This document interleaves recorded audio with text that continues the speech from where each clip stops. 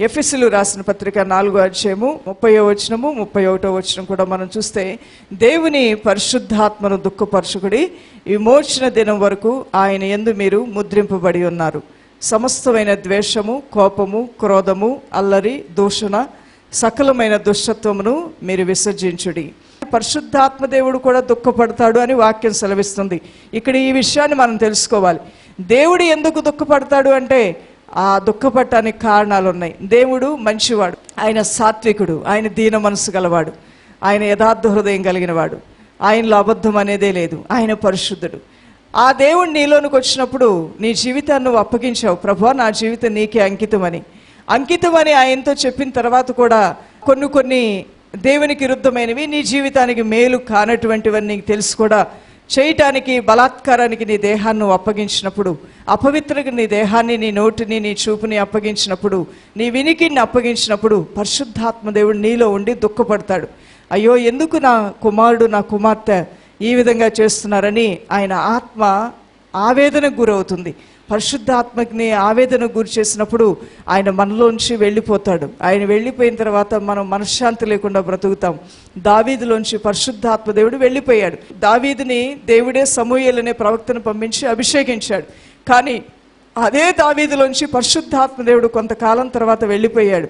వెళ్ళిపోవటానికి గల కారణం ఆయన తన దేహాన్ని జారత్వానికి అప్పగించాడు. దానివల్ల ఆత్మదేవుడు దుఃఖపడ్డాడు. ఆ రక్షణ ఆనందాన్ని, ఆ పరిశుద్ధాత్మను కోల్పోయిన దావీదు తట్టుకోలేకపోయాడు. ఏడ్చి మొరపెట్టాడు, అయ్యా, తిరిగి నీ రక్షణ ఆనందం నాకు దయచేయి ప్రభువా, నీ పరిశుద్ధాత్మను నా యొద్ద నుంచి తీసి వేయవద్దు నాయనా అని వేడుకున్నాడు, ఏడ్చాడు, మొరపెట్టాడు.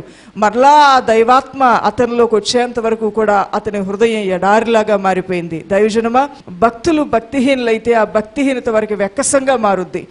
భక్తిగా జీవించి ఒకసారి దేవుని యొక్క పరలోక రాజ్య మర్మాలను రుచి చూచి, ఏది మేలో ఏది కీడో తెలుసుకొని, ఏది అపవిత్రతో ఏది పరిశుద్ధో తెలుసుకొని, ఏది సత్యమో ఏది అసత్యమో తెలుసుకొని, ఆ తర్వాత మరలా నీవు నీ పాత జీవితంలో అడుగు పెట్టడానికి ప్రయత్నం చేసినట్లయితే అది నీకు సంతోషాన్ని ఇవ్వదు, అది నీకు వెక్కసంగా మారుతుంది, అది నీకు ఆవేదనగా మారుతుంది. మనశ్శాంతి లేనటువంటి స్థితిలో నువ్వు తలడిల్లిపోతూ ఉంటావు, అల్లాడిపోతూ ఉంటావు. అలాంటి స్థితి నీలో ప్రారంభమైతే మరలా ఎక్కడికి వస్తే నీకు మనశ్శాంతి అంటే యేసు పాదాల దగ్గరికి వచ్చినప్పుడే మనసుకు శాంతి కలుగుతుంది. ఎఫెసీ 4వ అధ్యాయము 30-31 వచనాలు, దేవుని పరిశుద్ధాత్మను దుఃఖపరచుకుడి, విమోచన దినము వరకు ఆయన యందు మీరు ముద్రింపబడి ఉన్నారు. దేవునికి దుఃఖం ఎప్పుడు వస్తుందో తెలుసా? నెంబర్ 1, మొదటిగా ఏది నీలో ఉంటే యేసుకి దుఃఖం వస్తుంది? ద్వేషం. రెండవదిగా కోపం. మూడవదిగా క్రోధము. నాలుగవదిగా అల్లరి అంటే అల్లరితో కూడిన ఆట పాటలు అనేవి కూడా దేవుని ఆత్మకి దుఃఖాన్ని కలుగు చేస్తాయి. ఇంకా సినిమా టికెట్ తీసుకొని నీవు ఆ సినిమా హాల్కి ఈ సినిమా హాల్కి పరిగెత్తే అలవాటు నీకుందా?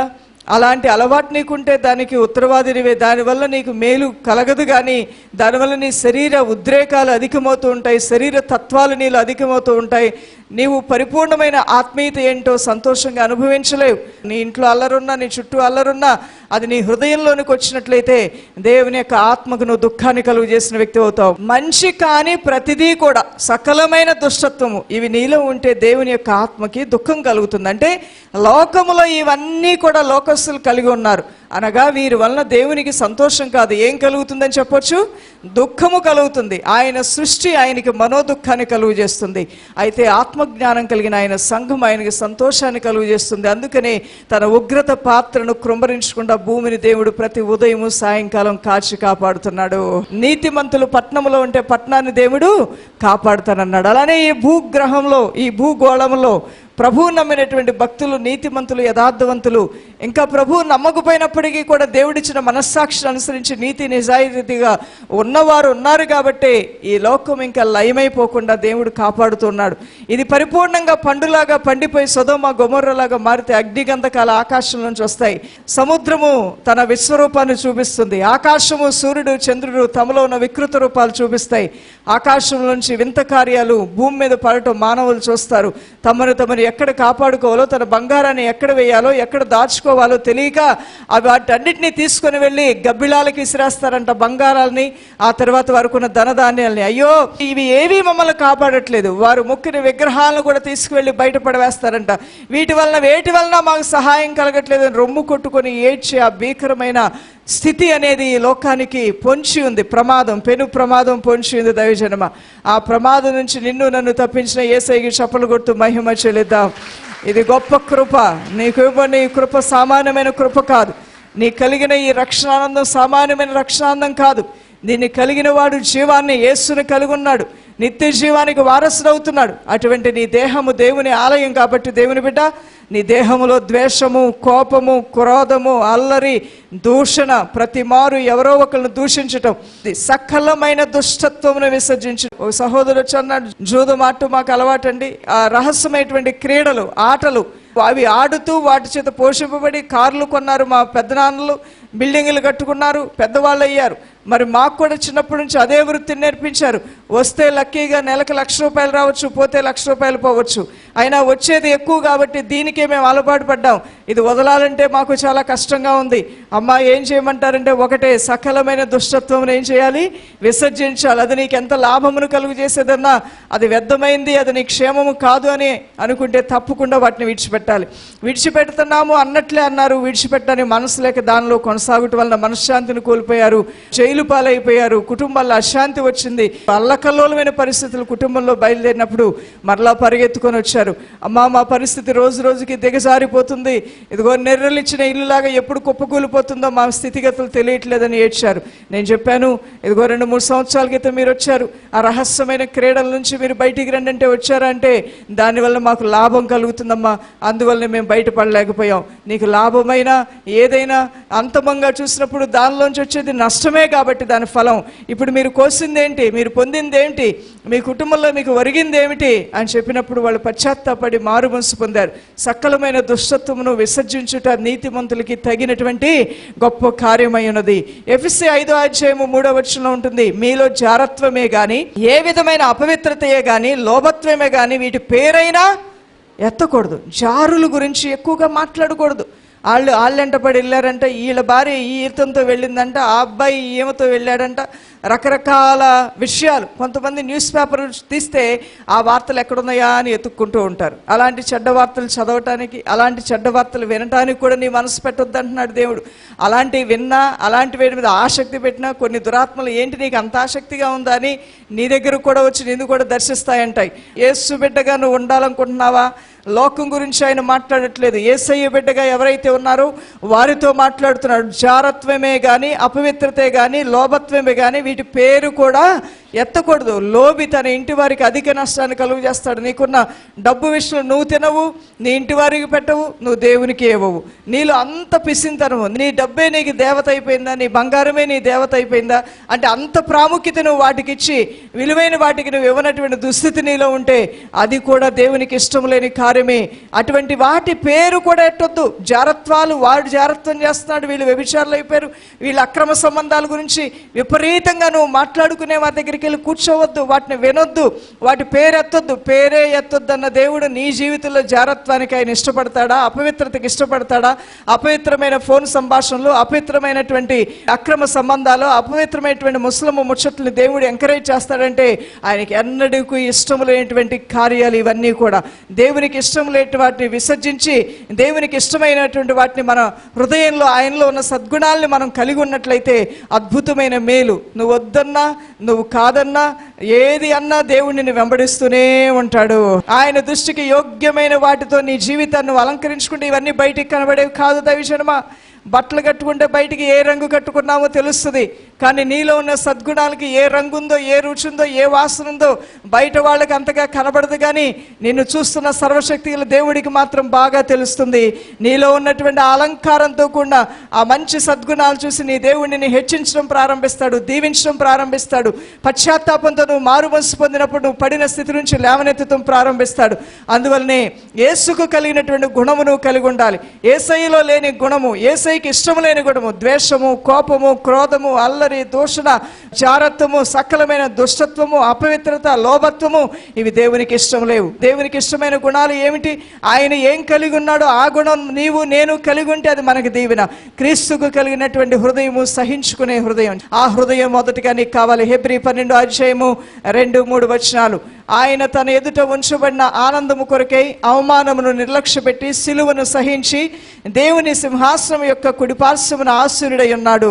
మీ ప్రాణములు విసుగుకి ఉండినట్లు పాపాత్ములు తనకు వ్యతిరేకంగా చేసిన తిరస్కారం అంతయు ఓర్చుకొనిన ఆయనను తలంచుకొనుడి. అన్నిటినీ ఓర్చుకొని అన్నిటినీ సహించుకొని ఆయన తన ముందుంచబడిన ఆనందము కొరకే అవమానమును కూడా నిర్లక్ష్యపెట్టి సిలువను సహించిన ఆ దేవుని యొక్క ఆ కృపను, ఆ సహనంతో కూడిన మనస్సుని మీరు జ్ఞాపకం చేసుకోండి. అలానే అపహాస్యములు, అవమానములు, నిందలు మీ జీవితాల్లో వచ్చినప్పుడు మీరు కూడా వాటిని సహించుకుంటూ వాటిని తాళుకుంటూ క్రీస్తు యేసు మీ కొరకు దార్చించినటువంటి ఆ నిత్య జీవాన్ని, ఆ పరలోక మహిమని మీరు పొందుకోవటానికి ముందుకే సాగిపోవాలి. కానీ కొన్ని ఇబ్బందికరమైన పరిస్థితులు మీకు ఎదురైనప్పుడు మీలో ఉన్నటువంటి సద్గుణాలను విడిచిపెట్టడము, మంచి ఆలోచనలు విడిచిపెట్టడము, సంఘ సహవాసాన్ని విడిచిపెట్టడము, నువ్వు నమ్మి నీ కొరకు ప్రాణం పెట్టి రక్తం కాచిన దేవుణ్ణి విడిచిపెట్టాలనే ఆ తలంపు నీలోనికి ఎన్నడూ రానివ్వకుండా నీ జీవితాన్ని భద్రంగా కాపాడుకోవడం కూడా ఎంతో మంచిది దైవజనమా.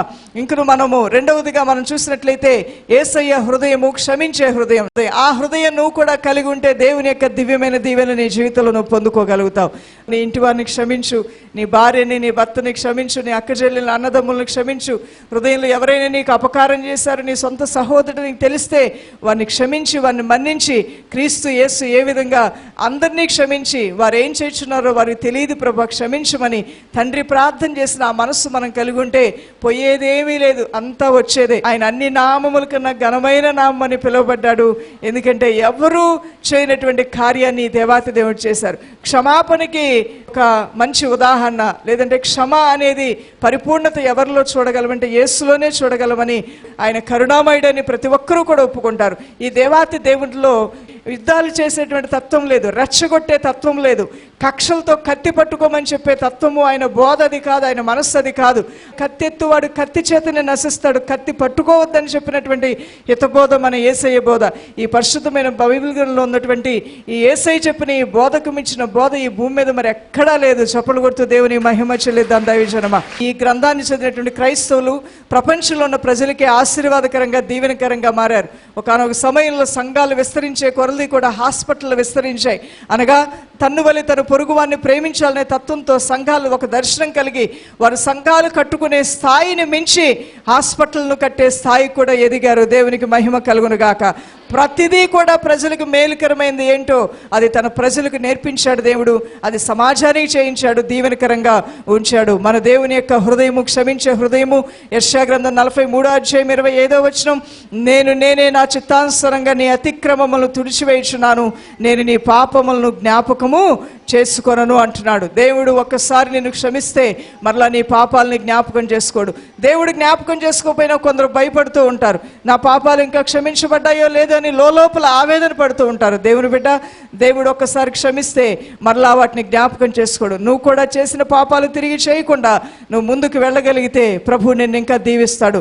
మత్తయి సువార్త 5:43-48 మత్తయి సువార్త 18:21-22 కూడా మనం చూసినట్లయితే అక్కడ క్షమాపణ కూర్చున్నటువంటి హితబోధ ఆ దేవాతి దేవుడు చేస్తున్నాడు. పేతురు అంటున్నాడు, నా సహోదరులు నా ఎళ్ళ తప్పిదము చేసిన ఎన్ని మార్లు క్షమించాలి ప్రభు అంటే 77 మార్లకు పైగా క్షమించాలని తండ్రి సెలవిచ్చినట్లుగా మనం చూస్తున్నాం. లూకాసు సువార్త 23:34 యేసు, తండ్రి వీరేమి చేయుచున్నారో వీరు ఎరుగురు గనక వీరిని క్షమించుడని ఆయన చెప్పాడు.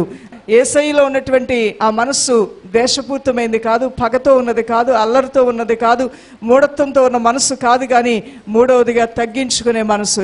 అన్ని విషయాల్లో కూడా దీన వస్త్రం ఆయన ధరించుకున్నాడు. ఆయన జన్మ మొదలుకొని, ఆయన జీవిత శైలి మొదలుకొని, ఆయన బోధ మొదలుకొని అన్నీ మనం గమనించినట్లయితే భూమి మీద ఏ నరుడు కూడా అంత దీనస్థితికి వెళ్ళి ఉండడేమో. అంత దీన వస్త్రాన్ని ఆయన ధరించుకొని తన ముందున్నటువంటి మరి మానవ తరానికి ఒక మంచి మాదిరిని చూపించాడు.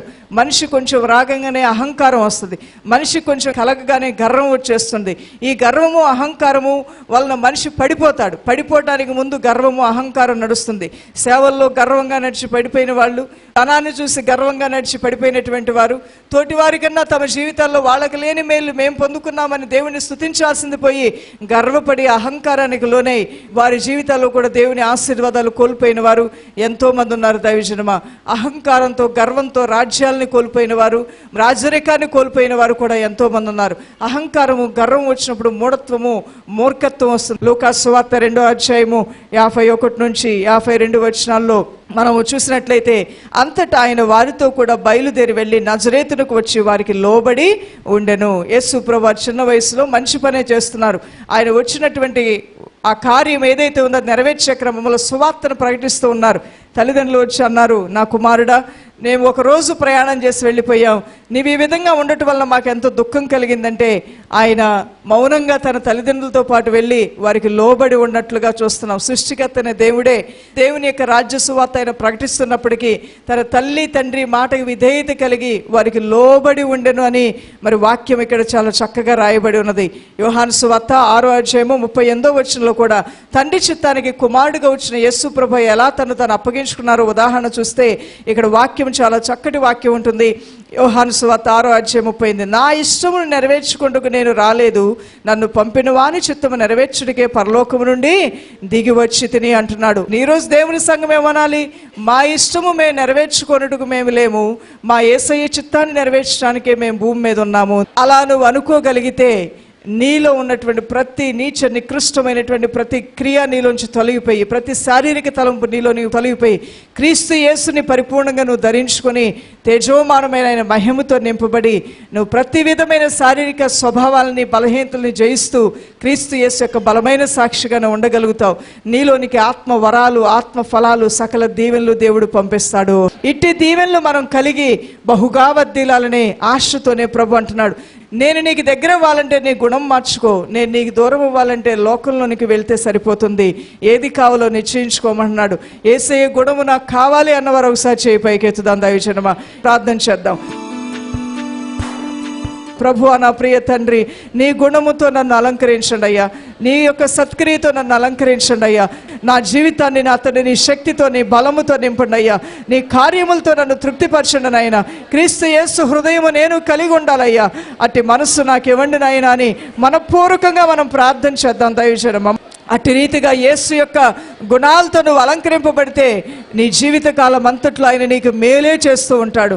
ఆత్మీయ గుణాలతో నన్ను నింపండి నాయన, అలంకరించండి నాయన, సద్భక్తిలో సద్భావంతో నన్ను బలపరచండి నాయన, నాలోనికి వచ్చేటువంటి ఈ యొక్క బలహీనమైన గుణాలని తీసివేయండి నాయన, ఈ వ్యర్థమైన గుణాలు నాలోంచి తీసివేయండి నాయన. ద్వేషము, అల్లరి, కోపము, అయా జారత్వము, వీటి గురించి అసలు మాట్లాడొద్దన్నావు, ఇది పరిశుద్ధులకు తగదన్నావు నాయన. వ్యర్థమైన వాటి గురించి ముచ్చటించకుండా, వ్యర్థమైన వాటి గురించి సంభాషించకుండా నా నోటికి కాపుదల పెట్టండి నాయన అని ప్రార్థన చేద్దాం. సమస్త మహిమ ప్రభావములు యేసు నామమును కలుగునుగాక. మీరెవరైతే ఆశతో అపేక్షించి ఈ ప్రార్థనలో ఏకీభవించారో అట్టి వారి జీవితాల్లో ఈరోజు వాక్య సందేశంలో చెప్పబడిన ప్రతి సద్గుణము, ప్రతి మేలుతో అట్టి వారు తృప్తిపరచబడుదురుగాక. మీరు 30దంతులుగా కాక 60దంతులుగా కాక ఆత్మీయులోను భక్తిలోను 100ంతులుగా ఫలించుదురుగాక. ఆమేన్, ఆమేన్.